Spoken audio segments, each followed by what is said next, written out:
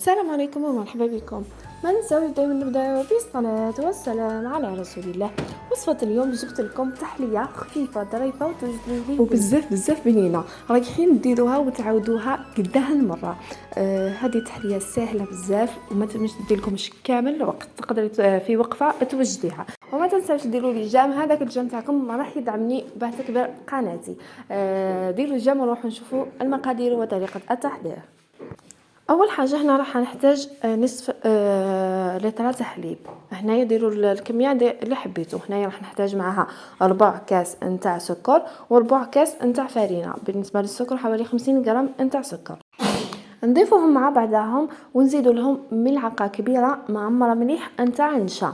كما قلت لكم هذه تحليه راهي سهله واقتصاديه وتوجد ليه والبنه ما نحكي لكمش عليها حتى تجربوها. نروح نخلطوا هذوك المقادير مليح بالفوي حتى نحسهم بلي هذاك الفرينه والنشا يعني يدخلوا في الحليب هكا باه ما يتكعبروليش فقط كي نحطوهم فوق النار. بعد ما نخلطها مباشره نحطها فوق النار تغلي لي. هنايا شوفوا كي تغلي لي بعد نروحوا نجيبوا زوج ملاعق كبار نتاع نشا. شوفوا هذا النشا اللي رايح نضيفوه راح يعطي واحد الذوق هايل وتجيك هكا الكريمه هذيك محبحبه كي تاكليها حتعطيك يعني ذوق هايل. اللي ما عندوش ممكن يستغنى عليه بصح من الافضل نضيفوه. نروحوا نخلطوا هذاك النشا ونعاودوا نرجعوها فوق النار حتى تعقد لي ونعاودوا نطفيو عليها. شوفوا هنا بعد ما عقدت لي الكريمه تاعي ها هي. واش نروحوا نديروا درك بعد ما عقدت لي هذيك الكريمه نضيفوا عليها ملعقه صغيره نتاع لافاني ونزيدوا ملعقه كبيره نتاع الزبده. نعاودوا نخلطوهم مليح حتى تذوب لي هذيك الزبده ونخليو الكريمه هذه تبرد لي. نخليوها تبرد لي نروحوا حنايا نروحوا نطلعوا نفرغوها اذا حبيتوا تبرد لكم ليه فرغوها في صحن ولا حاجه كبيره هكا شويه باه تبرد لكم عفوا ليه هكا. بعد ما نفرغها نغطيها بساجي ولا بابي فيلم ونخليها اكوتي. وهنا نجيبو 65 غرام نتاع كريمه سائله مع 40 غرام نتاع شانتيي. بالنسبه للكريمه السائله احنا انا استعملت فانديليس الزرقاء هكا نطلعهم مع بعضهم. شوفوا هنا اللي ما عندوش ممكن يستعمل شانتيي فقط.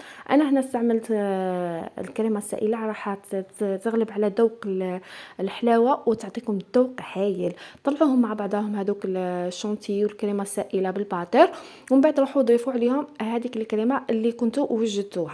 هنايا راهي مازالت دافيه. انا هنايا تخليوها نتوما تبرد مليح وحطوها. انا خليتها دافيه. هنايا دوك نحطها في الكؤوس تاعي نزيد نخليها تبرد لي مليح ومن بعد تروحوا تقدموها. شوفوا هنايا بالنسبه لهذه الكميه راح تخرج لك 6 كؤوس صغار. انا درت هذو الكؤوس تاعي راهم كبار بزاف ما يبانوش في لي فوتو فقط. على هذيك قلت لكم ديروا استعملوا هذه الكريمه من احسن ديروها بصح بنينه يعني اذا تاكلوا وحده دم خفيفه وبنينه مش رايحين تشبعوها كامل. هنا نحطوا هذيك الكريمه تاعي في الكؤوس ونخليوها تبرد مليح. وانتم اذا خدمتوا بالباتر تقدروا تضيفوا هذه الكريمه والشونطي مع الكريمه وتطلعوها بالباتر عادي. المهم هنايا نروح نخليها انا تبرد لي وكما تعرفوا بلي مش حنخليها تبرد مليح. انا باه نكمل التصوير تاعي خليتها جوست شويه حكمت روحها فقط ومن بعد رحت كملت زينتها.